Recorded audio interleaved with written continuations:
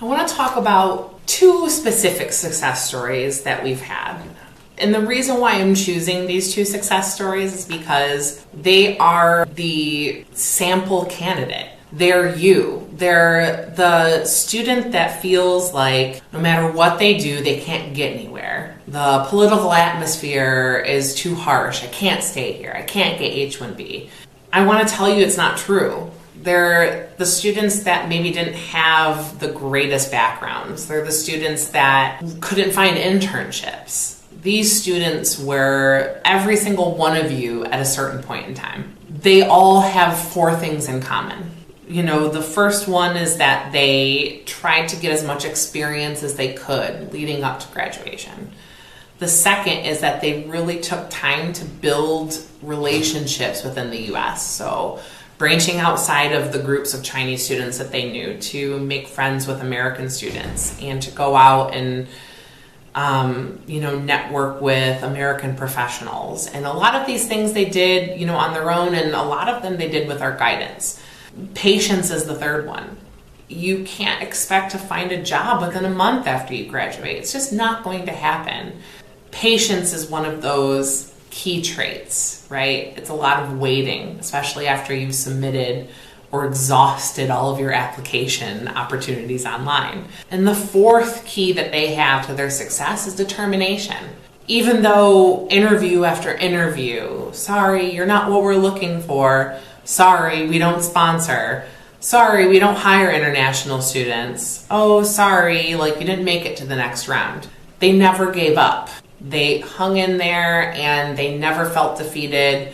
They never let any of those circumstances get them down. And that's the reason why I want to share their path to success with you today. So the first student is an engineering and supply chain student. And he was really struggling with a lot of adapting to US culture and norms and workplace examples and characteristics. And so he worked with us for quite a long time, and his situation was really trying to find an internship, and that's all he really wanted, right?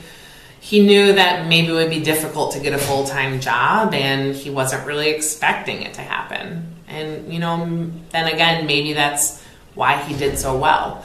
So he looked for an internship, summer internship, starting in fall the previous year, and he looked and applied to all the large companies, had some interviews, kept applying all the way through the winter, all the way through the spring, and then eventually in the middle of May got an internship with Sanmina, which is one of the biggest semiconductor suppliers in the US, and they're based in Texas.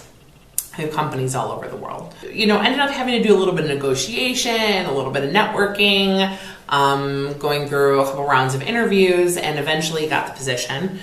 And he was so excited. He was so happy, and he just went and he just experienced the internship, was having such a great time, was learning a lot, and was there really to just be in the moment of the internship.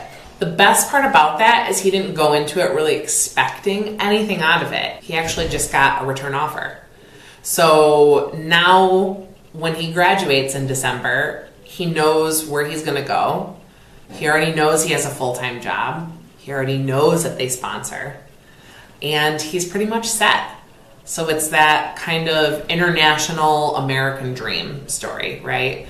And he worked really hard and he never gave up. And his determination, I feel, is one of the main reasons why he's where he is today. The other story, I would say, took quite a bit longer. And this student has a background in accounting. I have been, at this point, working with her for almost 9 months. She was kind of the opposite, getting loads of interviews, but never passing first and second round interviews. So she had a pretty good background, a really good background actually, but she just really struggled to kind of connect in the interview, and was really preparing for all the wrong things and really putting too much pressure on herself, to be perfectly honest. Her dream was to just always get into the Big Four. she continued to apply for Big Four, continued to apply, never got interviews. Started kind of like resigning herself to the fact that maybe she should look for some other companies and work her way up, which is a really good idea, to be honest, because not everyone can get into the Big Four once they graduate. So she graduated, and this was May of last year that she graduated, and she continued on her path, and we were working together, doing lots of interview preparation, and December rolled around, and she was like, I don't know, maybe I should just go back to China. And I told her, don't give up. You're really close. It's right there. And she had been cultivating a contact in Deloitte for a while. And eventually that opportunity and her online application again for a tax position with Deloitte, I think she'd applied like 20 times in the last 8 months. And she finally got an interview. So she went, and it was directly to a super day. So she went and had to sit through 4 rounds of interviews back to back. She was there all day and got a call the next day with a full-time sponsored offer in the tax department with Deloitte. And that was in January of this year, and she graduated in May of 2017. So just to give you a little bit of perspective about, sometimes it can take a little bit longer, right? And she was working other places, and so she just never stopped giving up. And that's really the key to success in the U.S., to the American dream, even for Americans. And you just have to keep doing what you're doing and never give up, and you'll always find what you're looking for.